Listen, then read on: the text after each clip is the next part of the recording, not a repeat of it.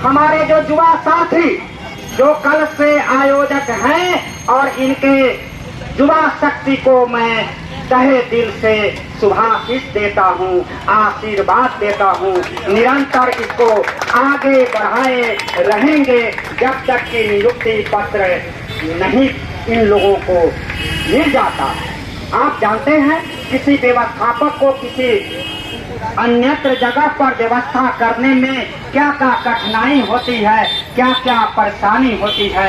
मैं अभ्यर्थी के नेतृत्व का कोई सवाल नहीं है, सवाल है आप जानते हैं किसी भी संगठन में there is no minimum person contained in the original state only be together how can combine be together for obtain continuity protection for obtain aid। किसी भी जब ऑर्गेनाइजेशन धरना और प्रदर्शन देता है उसकी शुरुआत में संख्या कम हो या ज्यादा मायने नहीं रखता है, मायने यह रखता है कि आपका उद्देश्य कैसा है।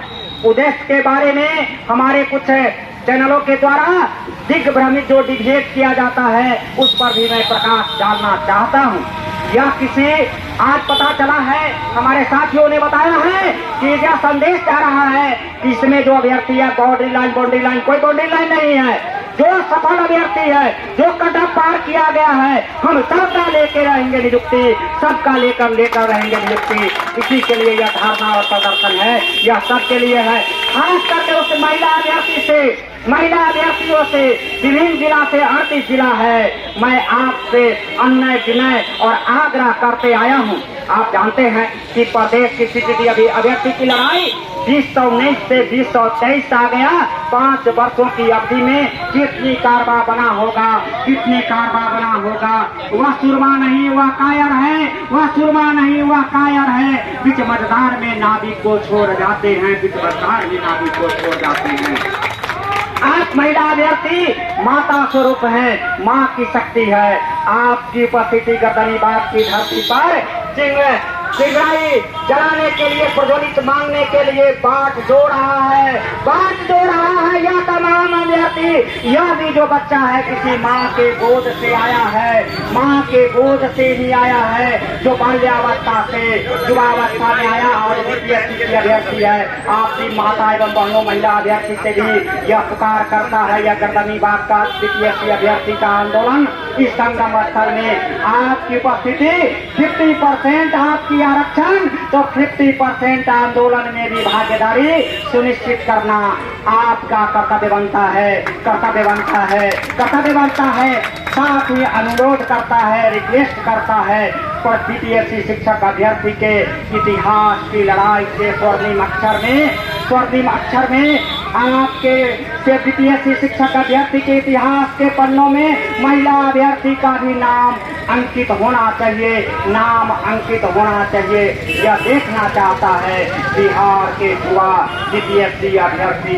आपकी उपस्थिति त्रिपुरारी जहाँ पे लड़ाई नहीं है या क्या नाम है तिथि का लड़ाई नहीं है, यह प्रदेश के बीपीएससी की वेदना की लड़ाई है।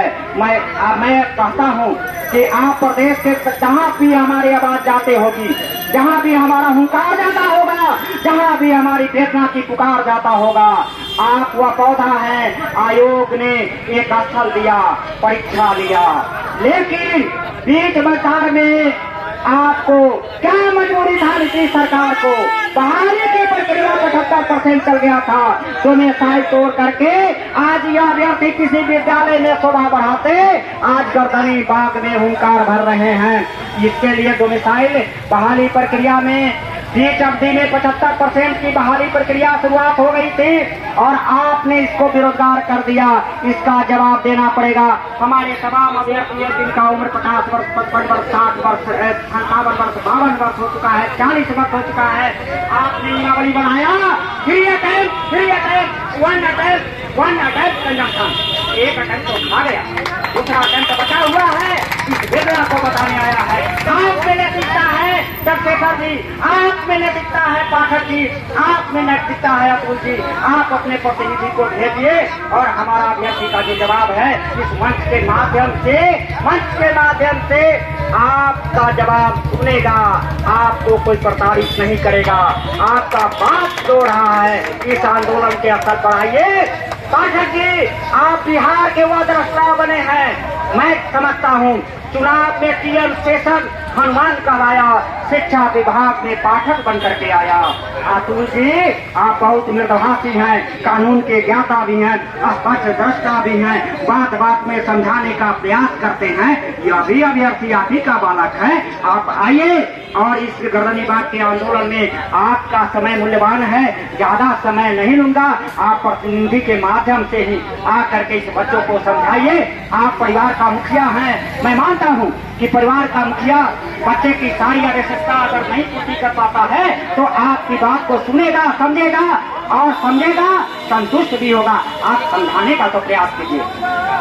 साथ ही मैं इस मंच के माध्यम से पूरे 38 जिला के अभ्यर्थी को मैं आह्वान करता हूं कि आप जहां भी हमारी आवाज को सुनते हैं, यह संख्या कल गर्दनी बाग में संगम नहीं समागम होना चाहिए। किसका? महिला और पुरुष का। यह गर्दनी बाग का संगम नहीं समागम होना चाहिए। प्रयागस्थली बनना चाहिए। प्रयागस्थली गर्दनी बाग के संगम को बनाओगे, प्रयागस्थली के गंगोत्री में आप जब डुबकी लगाओगे तो निश्चित तौर